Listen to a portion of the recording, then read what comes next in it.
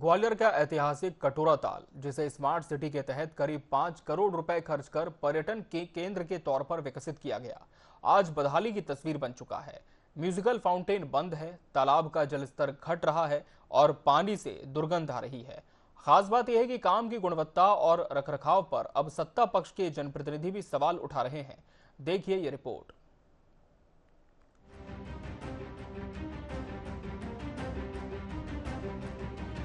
सिंधिया राजवंश के दौर में बने कटोरा ताल को संवारने के लिए स्मार्ट सिटी परियोजना के तहत करीब 5 करोड़ रुपए खर्च किए गए।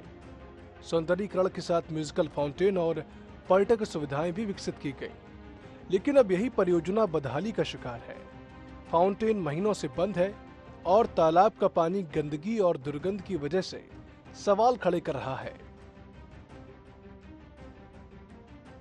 कटोरा ताल की स्थिति बड़ी भयावह है। बाहर से लोग रमणीक स्थल पे आते हैं, रमणीक स्थल घूमने आए, पर्यटक आते हैं कि घूमने आए, देखें, अच्छा सुंदरता देखें, लेकिन स्थिति बिल्कुल भयावह हो चुकी है। स्थिति ऐसी है कि वहाँ पे कोई व्यक्ति आने की सोचेगा तक नहीं। कटोरा ताल की बदहाली पर सवाल सिर्फ विपक्ष नहीं उठा रहा है, बीजेपी के पार्षद भी स्मार्ट सिटी के कामों की गुणवत्ता और रखरखाव पर सवाल खड़े कर रहे हैं। MIC सदस्य अवधेश गौरव का आरोप है कि महंगे टिकट और बंद फाउंटेन जैसी अव्यवस्थाओं के चलते लोगों ने यहां आना कम कर दिया है।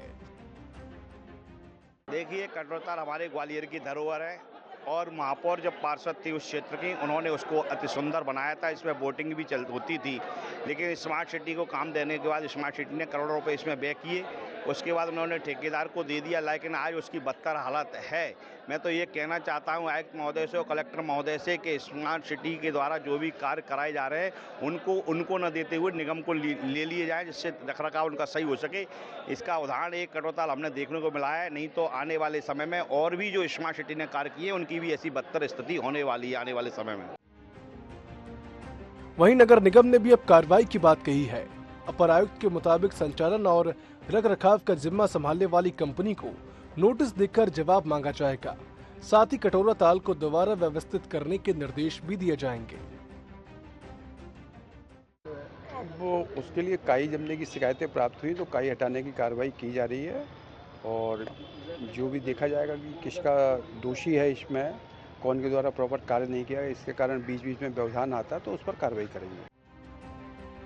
कटोरा ताल को पर्यटन का नया केंद्र बनाने के लिए करोड़ों रुपए खर्च किए गए, लेकिन आज बंद फाउंटेन, घटता जलस्तर और गंदगी इसकी बदहाली की कहानी बयां कर रहे हैं। अब सवाल यही है कि जिम्मेदारी तय होगी या फिर करोड़ों की ये परियोजना इसी तरह बदहाल पड़ी रहेगी। ग्वालियर से एशियन न्यूज के लिए भूपेंद्र भदौरिया की रिपोर्ट।